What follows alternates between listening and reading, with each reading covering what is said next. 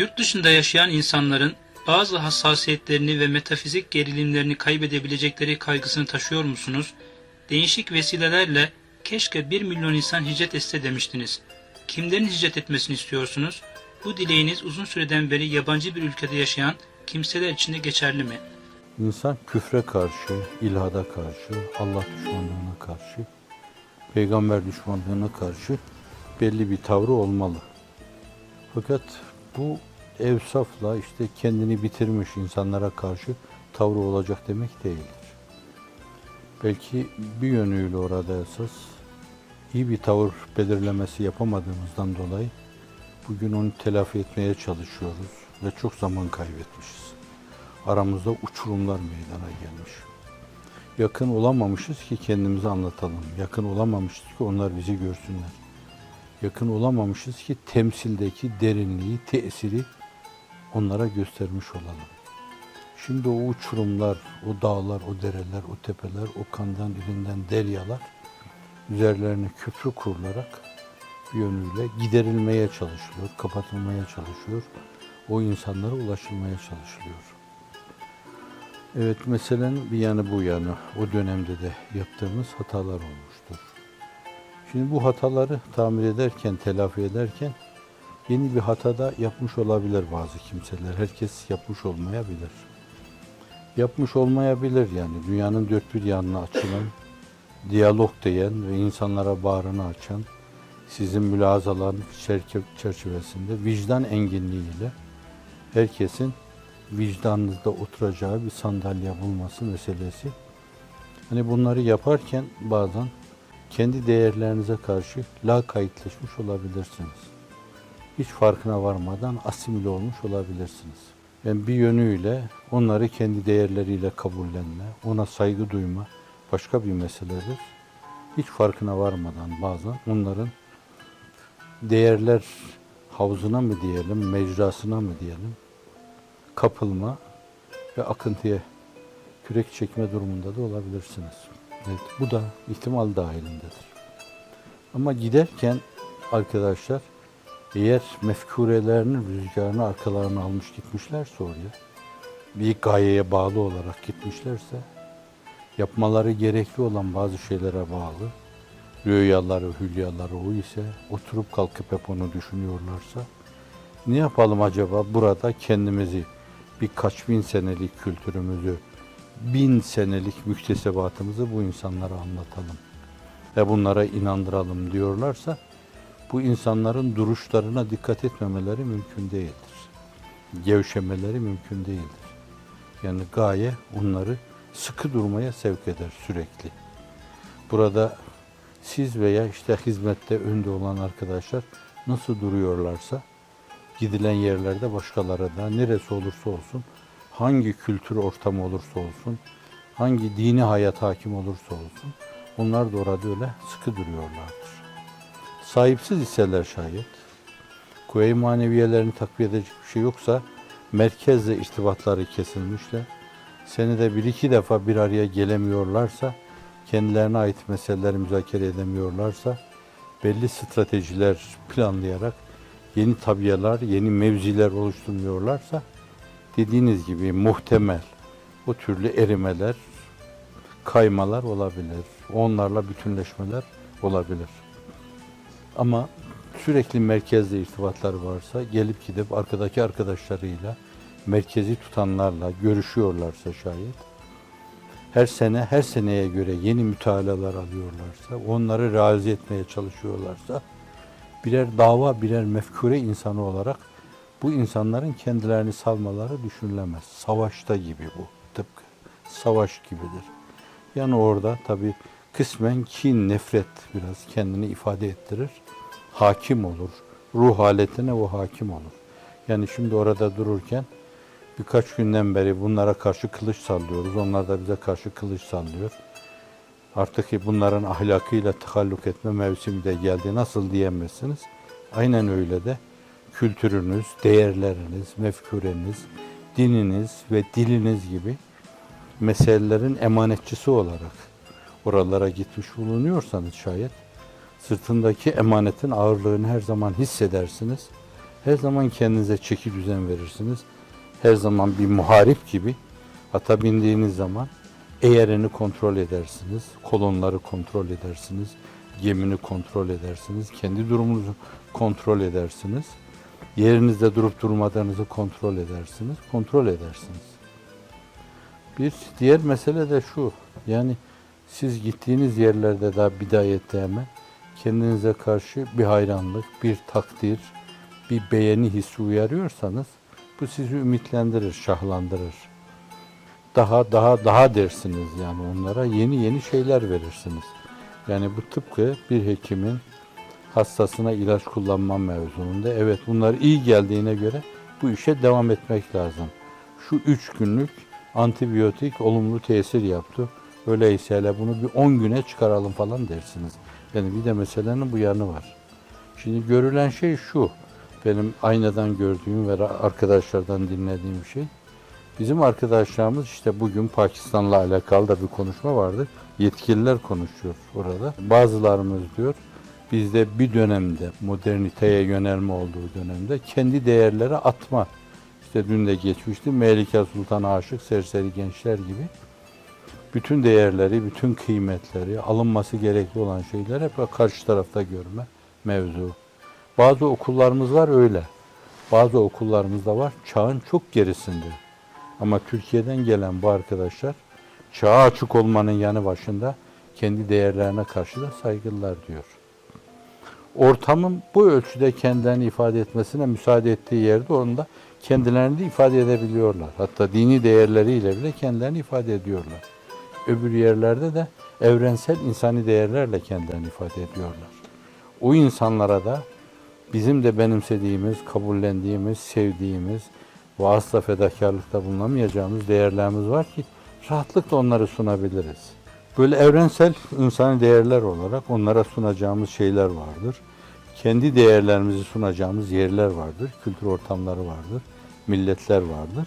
O arkadaşlar böyle bir emanetin emanetçisi olarak oraya gittiklerinde emanete hiyanet ruhları yoksa, farklı bir hesapları yoksa, ahiret işi için oraya gittikten sonra orada dünyevileşmiyorlarsa şayet Allah'ın izniyle bozulmaları, asimile olmaları söz konusu değildir. Bu açıdan da böyle acaba giden arkadaşlar hoşgörü ve diyalogda işin tam böyle ayarını tutturamadıklarından dolayı bir asimilasyona maruz kalıyorlar mı? Hayır, kalmıyorlar yani. Bulundukları yerde onlar kendilerine göre bir petek oluşturuyorlar orada. O ülkenin çiçeklerine, çiçek özlerine dalıyorlar ve kendi peteklerini ona göre. Dolayısıyla bir farklı bal çeşidi oluşuyor orada da. Ama yine bal, yine bal, yine bal. Aslında imkan olsa böyle kendini durgunluğa salmış bütün arkadaşlar dünyanın değişik yerlerine gidebilse, hatta Türkiye'nin içinde bence 1 milyon insan çıkarmak lazım. Yani sizin bünyenizden böyle sahip, erkan, talebe, kardeş, dost, taraftar, muhit, sempatizan 1 milyon insan çıkarmak lazım. Zannediyorum gittikleri yerlerde kendilerini Müslümanlığı yeni tanımış gibi cedid hissedecekler. Kendilerine çok ciddi hizmetler terettüp edecek. İş yapıyor olmanın zevkiyle, şevkiyle, hazzıyla Müslümanlığı yeniden bir kere daha bu hizmeti imaniye ve Kur'aniye'yi ilk dönemde duydukları gibi yeniden bir kere daha duyuyor gibi olacaklar. Eli ayağı tutan herkes bence o hicret mülazasını, hicret düşüncesini herkeste uyarmak lazım. Dün bir vesileyle geçtiği gibi Efendimiz sallallahu aleyhi ve sellemin viladetiyle alakalı biz geceler tertip ediyoruz. Viladet geceleri. Kutlu doğum diyoruz ona.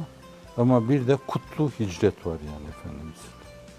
Sahabe-i kiram o yüksek basiretleriyle bir tarih başlangıcı olarak viladeti değil de oysaki insanlığın yeniden doğumudur o, oluşudur. Ama sahabe-i kiram hususiyle Hazreti Ömer'in o mevzuda rehinin ağır basmasıyla hicret bir tarih başlangıcı olarak benimsenmiştir. Çok önemli bir hadisedir. Bir şey vurgulanmıştır burada. Hicret Müslümanların hayatında her zaman hayati önem arz etmektedir. Hicret edin, hayat bulun.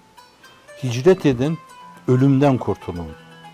Ölmek istemiyorsanız hicret edin. Canlı kalmak istiyorsanız insanlara hayat nefkedin. Diri kalmak istiyorsanız başkaları için yaşayın. Başkaları için yaşamazsanız şayet kendi hesabınıza diri kalmanız da mümkün değildir. Bu açıdan ısrarla onun üzerinde durmak lazım. Gaye-i hayalim benim. Gaye-i hayalim benim. Yani ben diyorum ki herkes gitsin oraya. Ha gidemeyenler ki Efendimiz'e hicret edemeyenler bile kalmıştı.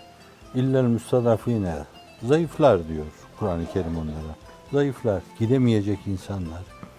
Kendi yurduna, yuvasına çok aşırı tutkun olan insanlar.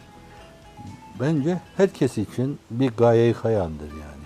Yüce bir davaya gönlünü vermiş insanlar, sahabe gibi, tabi'in gibi hep arz edilen şey, tabakat yazarlarının beyanına göre 100.000 sahabi vardı. Kadın, erkek, çoluk, çocuk.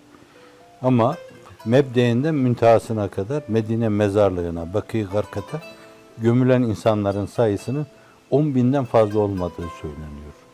Demek ki 90.000 sahabi kendi Medinelerinin hem de Medine gibi bir Medine'nin dışında vefat etmişler. Efendimiz sallallahu aleyhi ve sellem buyuruyor ki bir de o var yani teşvik var. Bir gün gelecek burayı bırakıp başka taraflara gidecekler. Şam'a, Yemen'e gidecekler. Medine onlar için daha hayırlıdır buyuracak. Ve buyuruyor ki ilk defa haşrolduğumuz zaman ben burada Medine'de yatan insanlara şefaat edeceğim diyor. Ama buna rağmen Efendimizin şefaati çok önemli. Onun yanı başında yatmak mezarda, toprakta onun başında yatmak çok önemli bir mesele. Fakat bunların hiçbiri Allah'ın rızasını kazanma istikametinde ilahi kelimetullah'a denk değildir. Sahabi orada tercihini o istikamette kullanıyor. Allah rızasını tahsil etme istikametinde ilahi kelimetullah diyor. Onun için çardağını kuruyor bir yere. Orada ilahi kelimetullah yapıyor. Ha cephe oluştu falan deniyor ona. Yeniden bildiğiniz gibi tabakatta okuyoruz.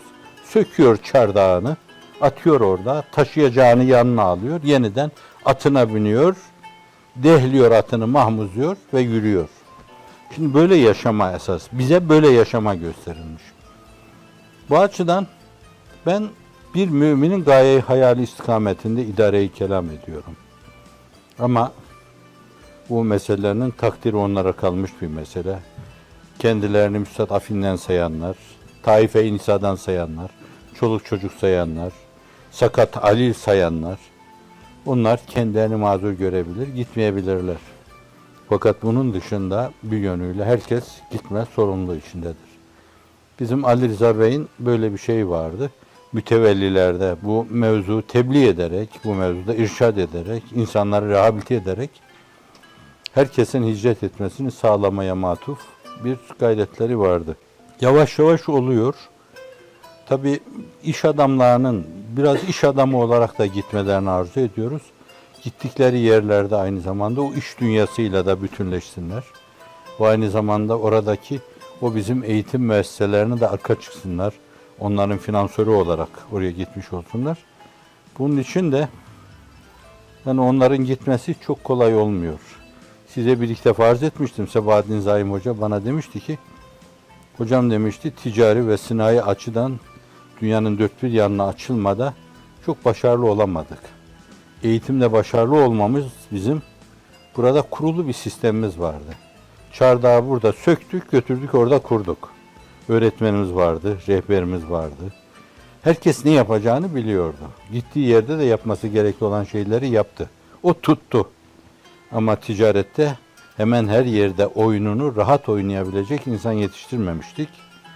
İşlerimiz öyle portatif olmaya da müsait değildi yani. Burada boz, git orada kur filan, ona müsait değildi.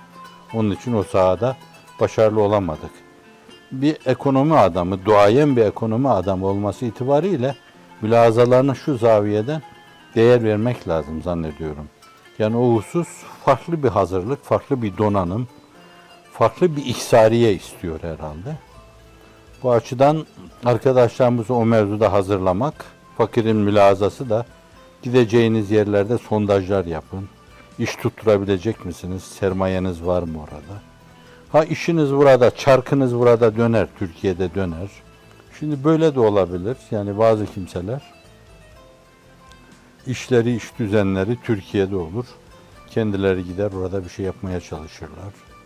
Hizmet ederler. En azından bu işin böyle öncüleri olarak, ilkleri olarak orada hatırlarını, kredilerini kullanırlar. Terminolojimize girmiş bir şey vardır. Bir abilik yaparlar orada. Rehberlik yaparlar. Kuvve-i maneviyeyi takviye ederler. Bu açıdan hangi anlamda gidilirse gidilsin bence yararı var, faydası var. Evet 1 milyon insan gitsin dedim ben. Kesetten kinaye söyledim. İsterseniz 2 milyon da olabilir, 3 milyon da olabilir. 4 milyon da olabilir. Yani Türkiye nüfusu, birisi nüfusu dengelemek için demişti ki böyle herkesin kafası bizim kafamıza uymuyor zaten demişti. Bu açıdan da yani bu nüfus Türkiye'ye fazla. 3-4 milyonun kellesi alınsa Türkiye çok fazla kaybı olmaz. Biz öyle demiyoruz. Yani bir 2 milyonluk, 3 milyonluk kafa, o kafa aktivitelerini dünyanın değişik yerlerinde kullansalar Türkiye'nin bir kaybı olmaz. Türkiye'de çok düşünen kafa var. Gitsinler dünyanın değişik yerlerinde yer tutsunlar. وَلَقَدْ كَتَبْنَا فِي الزَّبُورِ مِنْ بَعْدِ ذِكْرٍ اَنَّ الْاَرْضَ يَرِثُ عِبَادِيَ الصَّالِحُونَ.